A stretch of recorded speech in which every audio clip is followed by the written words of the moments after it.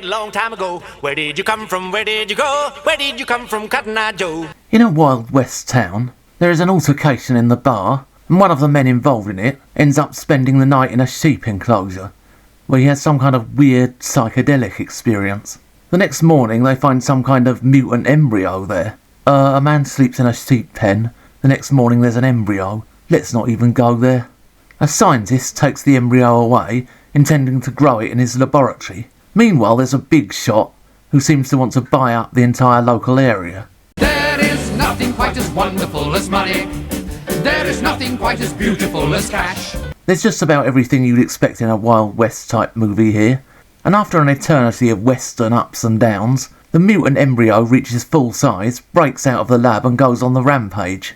So before you know it, there's a killer sheep on the warpath. While shepherds watch their flocks by night. At this point, any credibility the film might have had doesn't just go for a Burton, it goes for the whole of Staffordshire. The mutant sheep roams around the local area, it interrupts a picnic and terrifyingly starts eating some of the food. It vandalises a petrol pump, causing a gas station to be destroyed. It seems to be constantly trying to swallow what looks like a lump of coal. Eventually it's rounded up by the locals and put on display in a cage by Mr. Pots of Money. There is a riot as the people react to it in horror. The movie ends with Mr. Gold-Plated Pants ranting and raving like some judgmental Old Testament prophet, while some kind of cardboard box parade seems to be taking place.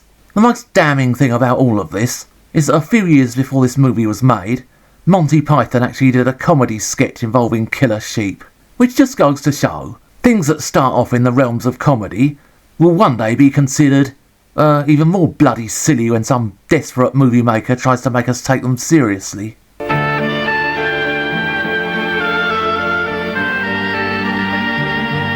Poor wretches whom the hand of heaven did not.